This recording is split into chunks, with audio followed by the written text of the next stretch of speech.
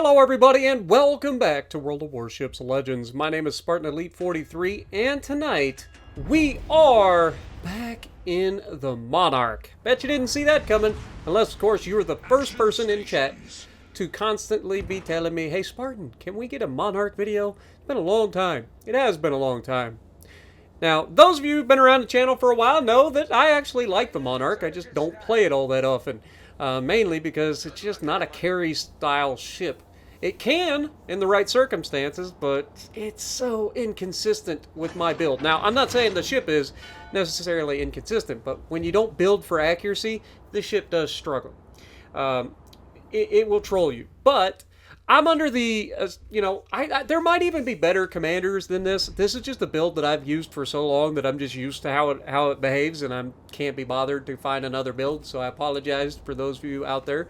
But I tend to go with the Azure Lane Nelson, and then anytime I have an AP-centric British battleship, such as USS Hood or the Monarch, I tend to swap over to not having Big 7 on and use the other one because we get a little bit faster turret traverse and we don't lose our armor penetration with the armor piercing, which is something you do lose if you use Big 7.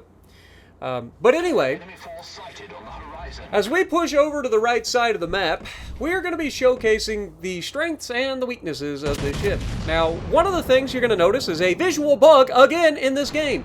This is something that I've been running into a lot lately, and I hope that they fix this because this is incredibly frustrating when somebody can smoke up in front of you and the smoke does not show up on the goddamn screen, so it just looks like invisible, just straight up invisible people.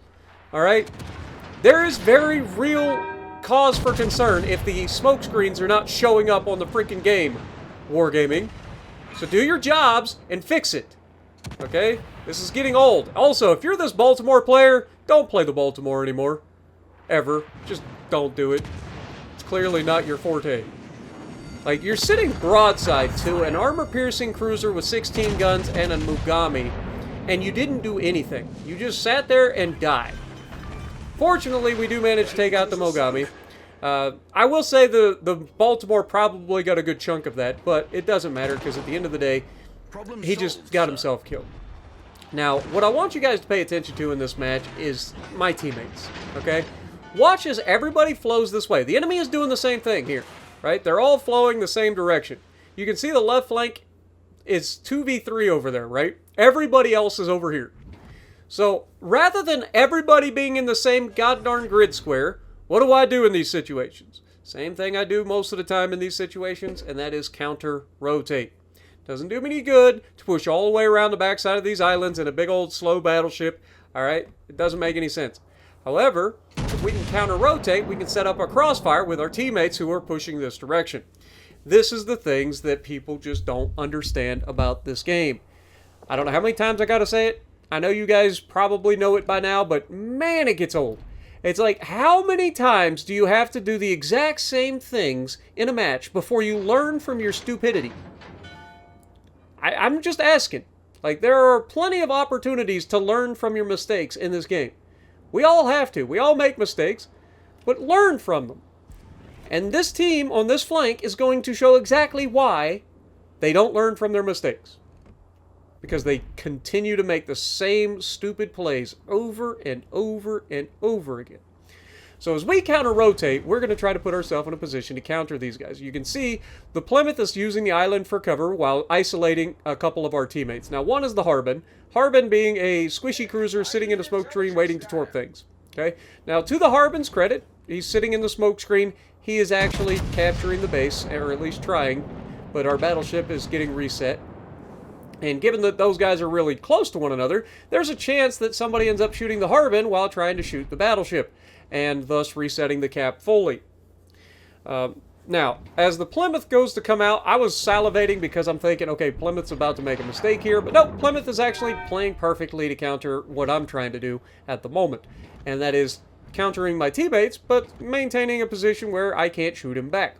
Now, our King George has lost all of his hit points, again, just sitting there waiting to die. Baltimore is not paying attention to us counter-rotating, and these are the broadsides that you can look forward to when you do this. If you see all of your teammates coming to your spot, counter-rotate, and you'll get shots like this. Okay, not the most accurate shot in the world, and that guy right there is very happy that it wasn't that accurate. But we still end up getting a Citadel. 3 out of the, 9 shells hit the target. But as we push around the edge, we are going to get spotted by the Caracciolo. Shocker. Knew that was going to happen. We catch him as he's turning towards us here, and this is just the inconsistency coming into play. Like, we get robbed. 1 shell is all that hits the target. That is sadness. But notice that the Missouri is starting to reverse. Now, we should have a good look at the Missouri as he starts coming around the corner. So we're already eyeing him up. We've got the shot out, and this is the accurate salvo that we've been missing. And we absolutely punished that Missouri for coming around the corner, hitting him for over 40,000 damage, hitting him with 7 out of 9 shells. Not the most consistent ship in the world, but when it hits, man, can it be nasty. Now, surprisingly, the King George is shooting AP at our broadside, so I got to give credit where credit is due. Dude's at least paying attention and knows what he should be doing in the right situation. You get a broadside, shoot AP. If you don't have a broadside, shoot HE. However, you should probably pay more attention to the fact that there's a destroyer that's been in Bravo the entire game. And you're sailing right into a crossfire with that destroyer. And I am either going to take advantage of it, or the destroyer is. Now you can see, I already realized that this King George is about to get yeeted by torpedoes, but notice that I don't look at the torpedoes. I don't want to tip him off until he gets death struck, right? We do get a nasty hit there into the superstructure. You can see my teammates have just fallen in that right cap, right? Now our cruiser managed to grab that cap, and you can see I tried to tell the man to get back. Like, I tried to tell the man to get back, but nobody listens. They would just rather sit there and wait to die. It makes no sense, man. You're just throwing your health away for no reason. Now, Azuma and Colorado have wrapped up the Charlie cap. We have all of the caps advantage, right? Destroyer does end up killing the enemy King George, which is huge. And I gotta give credit where credit is due for this destroyer. He is probably the most patient destroyer I've ever seen in my life. And by patient, I mean he's also going to be completely and utterly hopeless for us over the next few minutes. But to the credit of the enemy, or of the friendly cruiser over there, he does take the Missouri with him, but of course he's trading his life in the process. A trade that didn't need to happen. Dude could have easily gotten some distance before those guys got into a position where they were trouble. He could have kept his distance, not been spotted, because they are very stealthy, and just kept dropping those torpedoes the way that those ships are meant to do.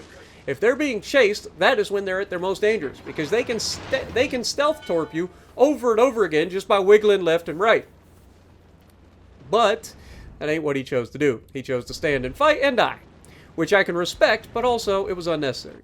Now, we have the points lead. We don't have to do anything crazy here. And I am not asking the destroyer to do anything crazy here. Now, we can't shoot the Plymouth, so we elect to shoot at the superstructure of the Caracciolo. If we hit anywhere on that ship, remember, these are 16-inch guns, so these will overmatch the Caracciolo. But the other thing that you got to realize is that I'm not asking the destroyer to do anything other than spot. I am aware that there's a radar cruiser out there. I'm aware that there's a Plymouth out there. I'm aware that there's still a destroyer out there with a battleship. I'm not asking you to put yourself in harm's way. I'm simply asking you to give me something to shoot at. That's it.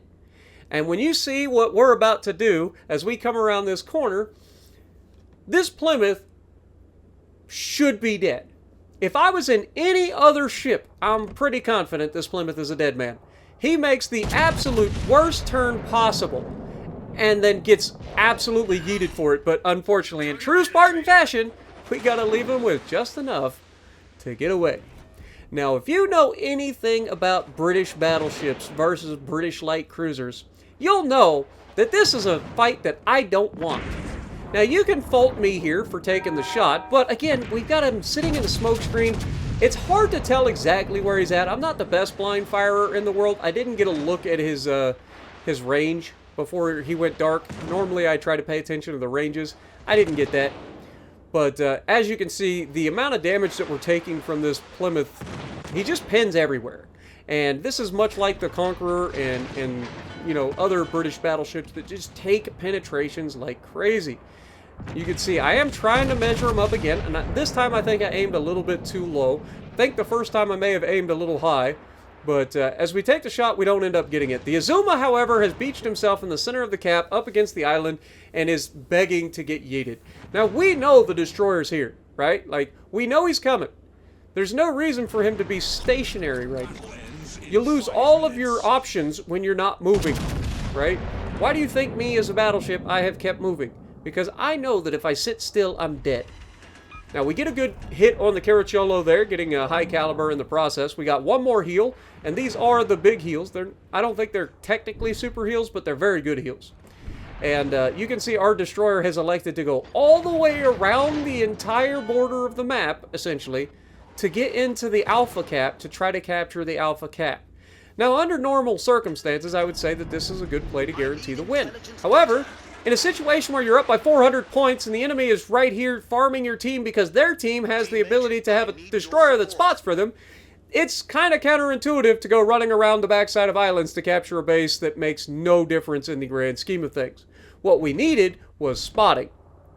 Now, that being said, I can't be overly critical of the destroyer because he is doing something. It's not that he's doing nothing, it's just that he's kind of screwing us by doing what he's doing. Because you can see the Plymouth is absolutely just ripping us apart. It's the Plymouth that's the problem. And he should have been dead.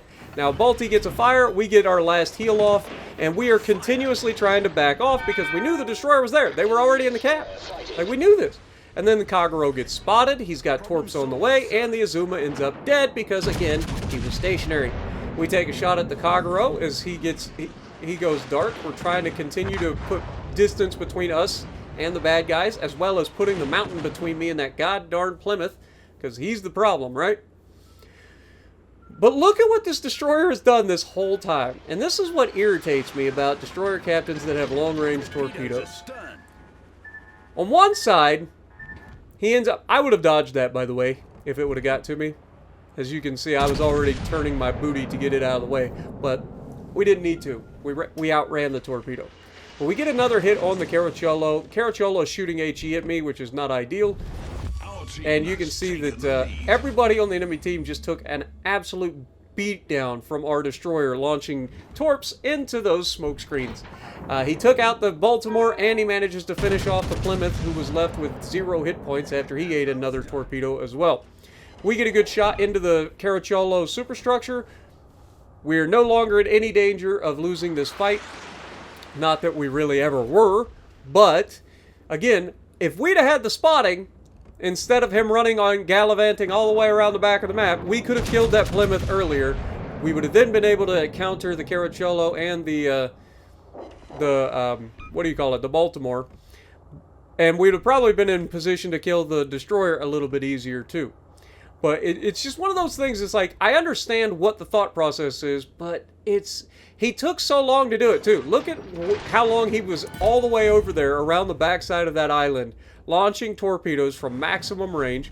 Colorado manages to get the kill on the Caracciolo, which is fine. He finally gets himself back into the fight after being out there at the border for so long. But again, he's a Colorado. He had to seal his side, and it's a Colorado, so it's going to take him a while.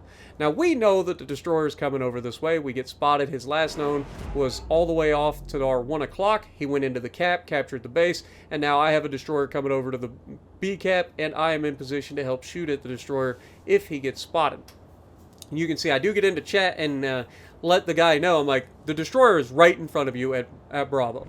And sure enough, he does get him spotted. Summers easily counters the destroyer. We take a shot just in case, and the destroyer left him with just enough to get away. So we get the kill this time.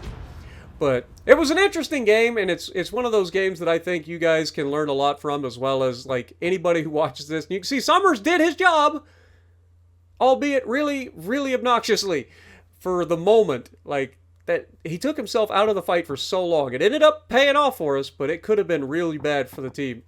But let me know what you guys think down in the comments below. And if you like what I'm doing, punch the like button, leave a comment below, subscribe to the channel if you haven't already, and as always, I will see you in the next video.